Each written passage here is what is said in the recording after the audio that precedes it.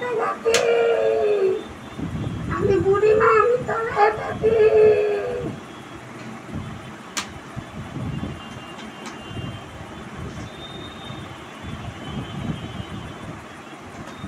নমস্কার বন্ধুরা, কুমারজিৎ ব্লগ থেকে আমি সমিতা আবার একটা নতুন ভিডিও নিয়ে আপনাদের সামনে এলাম। আজকে এই যে আমাকে ছদ্মবেশটা দেখলেন, এটা হচ্ছে জিতের সামনে, আমি জিতের বুড়িমা হয়ে জিতের সামনে যাই। আমরা প্রত্যেক দিন একটা না একটা এইভাবে জিতের সামনে আমরা উপস্থিত হই, নানান রকম ছদ্মবেশে জিতের সামনে যাই। ফলে জিত কী মনে করে যে আমি অনেকগুলো কাজের লোকের সাথে থাকি, আর ও যারা দেখাশুনো করে তাদের সাথে খুব ভালো থাকে, তাদের সাথে এতটা বদমাইশি বা তাদের সাথে কোনো কিছু করে না। যার জন্য আমরা এরকম এক একটা ছদ্মবেশ ধরে ওর সামনে আসি। মা হয়ে প্রায় 2-3 মাস অন্তর একবার ওর সামনে আমরা আসি। এটা দেখলেন, এটা বুড়িমার ছদ্মবেশ। জাস্ট আমি বুড়িমা সেজে এক্ষুনি ওকে খাইয়ে আপনাদের সামনে এলাম বন্ধুরা ভিডিওটা করার জন্য।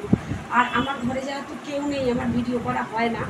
আর এখন আমার মা একটু একটু করে ভিডিওটা করতে শিখছে, যার জন্য এই নিয়ে পরপর আমাকে এই আগের দিনও একটা ওই মোহাম্মদ পিটারের ভিডিওটা আমার মাই করেছিল, আর আজকে এই ভিডিওটা আমার মাই করছে, যার জন্য আপনাদের সামনে আমি দেখাতে পারছি।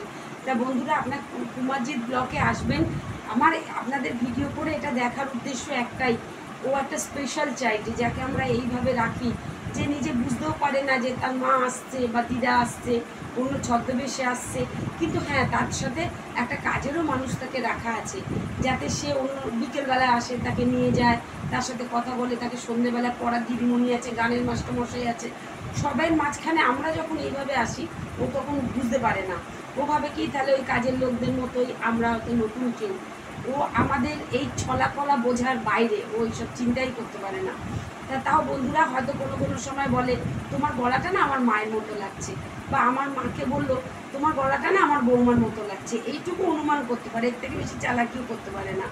তা যাই হোক বন্ধুরা, আপনারা দেখছেন যে আমি জিতকে আমরা এইভাবে রাখছি, অথচ জিৎ যখন গানটা আপনাদের সামনে গাইছে, ওটা কিন্তু ওর একদম গড গিফটেড, ভগবান ঈশ্বর ওকে এই গিফটটা দিয়েছে।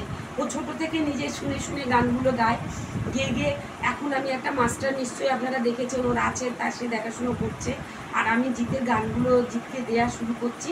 ও এখন যেহেতু একটু বড় হয়েছে, এখন গান শোনার ঝোঁকটা খুব কম, মানে মুখস্থ করার নেশাটা খুব কম, গান শোনে, সারাক্ষণ গান শোনে, কেননা মন্দিরে যায়, সারা দুবেলা মন্দিরে যায়, ওখানে কি হচ্ছে না হচ্ছে এইসবগুলোর মাথায় ঘুরতে থাকে, তাই গান তোলে, গানগুলো মুখস্থ করে, কিন্তু আগের মতো অত তাড়াতাড়ি মুখস্থ করে উঠতে পারে না।